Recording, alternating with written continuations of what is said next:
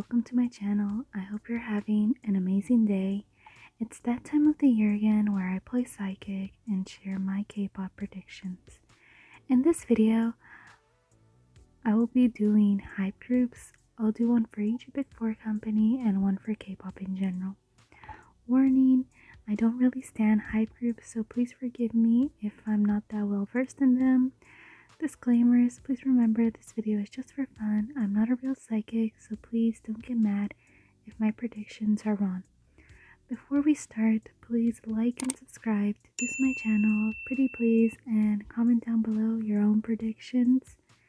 Without further ado, let's start.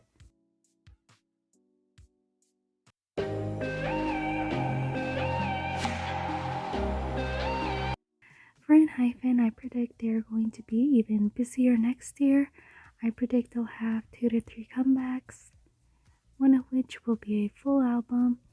I also believe one of the comebacks will be conceptually very different from what they have released so far, but it would still tie back to their original concept. I also predict that they will have one Japanese comeback and an English single. My general prediction for next year is that everyone and their mother is going to release an English song or an English single. I also see them going on a world tour, mostly a US tour.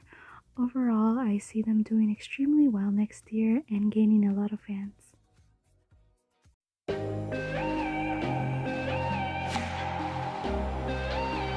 Okay, so again, I know almost nothing about most of these groups and I don't really keep up with hype, so I'm probably gonna get all of these wrong, so please be patient with me.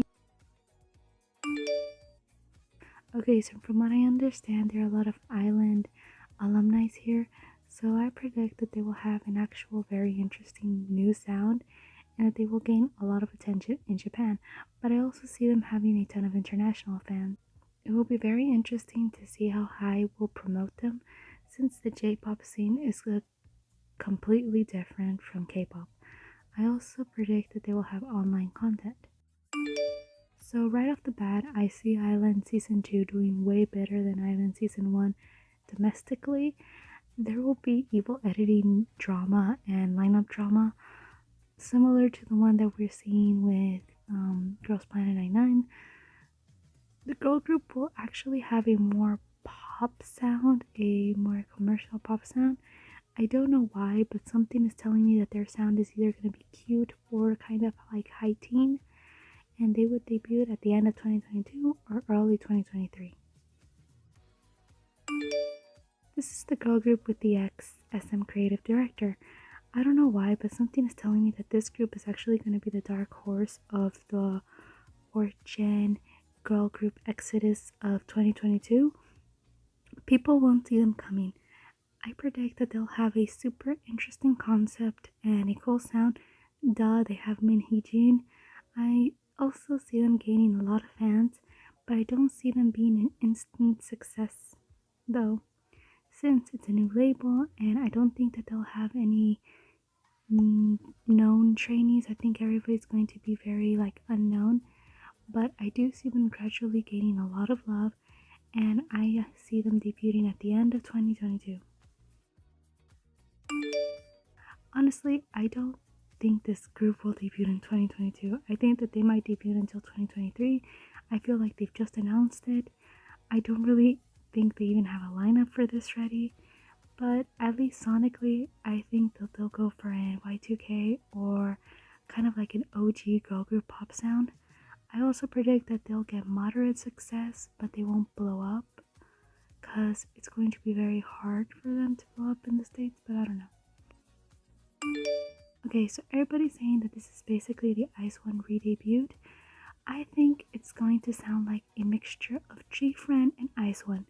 I predict that they'll have 6 to 7 members, since that seems to be the trend, and that there will be some IZ*ONE members. I predict that there will be a controversy with the song sounding too much like a gfriend song. Basically, people suspecting that that song was gfriend's comeback song, or that they're having gfriend's old songs as their discography. I feel like there's going to be a controversy about that, but nothing too serious.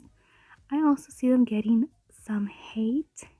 I honestly see their debut getting a lot more hype, but it'll die down.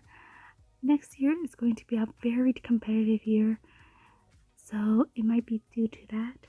I also predict that they'll debut like mid 2022. Something is telling me that they'll debut in the summer. Why? What was the reason? Okay, but I predict they'll have 7 to 8 members and that they will go for a completely different sound from their senior groups. I feel like they'll go after the 4th gen dark boy crush sound that everybody is going after, but theirs will have a slight twist. I also predict that they will have a lot of internet content, and similarly, they'll get moderate success. They'll sell well.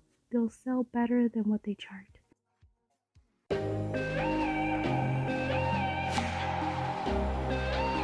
For Promise 9, since they are under pledis, I predict that they will have 2 Korean comebacks, and I think they'll actually have a slight sound change. Nothing major, but they might go for a more brighter or more high teen sound for one of their comebacks. I predict that they'll get more support and love. In general, I see way more promotions. I think they might actually promote in Japan, releasing an original Japanese song, and I also see some members gaining like an MC job, or a member getting more acting roles. I see Promise 9 getting more popular next year.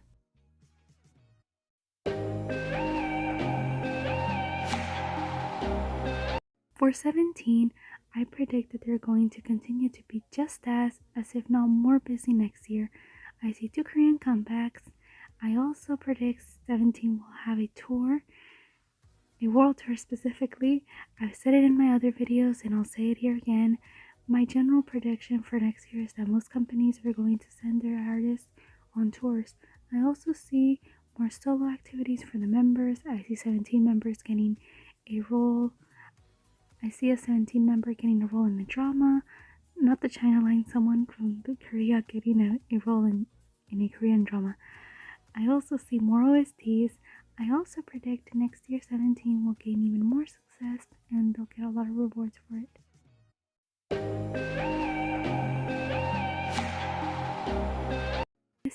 So I hate predicting for nuest because I'm always right.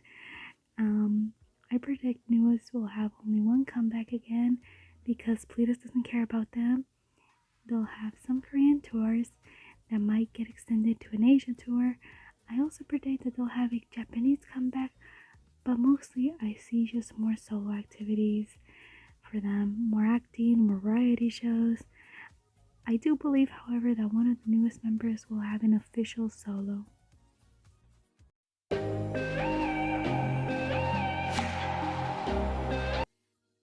For TXT, I predict that they're going to ditch the punk sound and go for a visually brighter concept. It just seems like that's kind of like the pattern. Bright, dark, bright, dark, bright, dark. Something tells me that it's going to be visually super pretty and upbeat, but that the sound or that the lyrics is going to actually be kind of dark and sad. I see 2 full Korean comebacks, 1 Japanese comeback, and another English single. I also predict that they will go on a world tour, mostly US tour. One of their comebacks will chart extremely very high in Korea.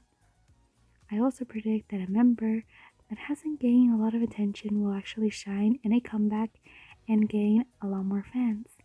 I also predict a TXT member acting, and I predict an OST.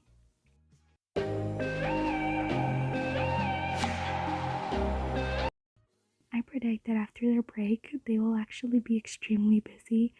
I predict that they'll have 2 Korean comebacks, one at the beginning of the year and one at the end, one of them being a full album and the other being more of a single. I also predict that they will be releasing, they will release their full album. However, I think that their full album is going to be sonically very different from their last 2 albums.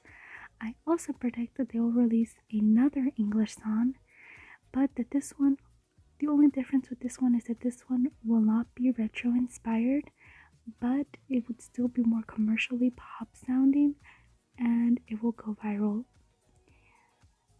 I also see that they will tour a lot and release a lot more merch than they did this year. I also predict that they'll come out with either a movie or a documentary. And my last prediction for BTS is that we're gonna get a bit more of solo activities. I see the opening of their individual Instagram accounts as not only a way for them to communicate with armies, but also a way that they're going to start having a bit more solo activities. Not a lot, but just a bit more than what we're usually used to. In general, I see solo mixtapes, OSTs, and collabs. I don't see acting and maybe some solo modeling shoots, but I think that it's just going to be on the music side. There's going to be some solo activities. Also, I'm very, very sorry for this, but I just don't see them winning the Grammy. I think they'll win other US awards, but not the Grammy. Well, at least not this year. Hopefully, I'm wrong. And those were all my high predictions. God, I'm exhausted. Hi, why did you want to debut so many groups? So tell me, what do you guys think? Do you guys agree or disagree? Please comment them down below. I would love reading them.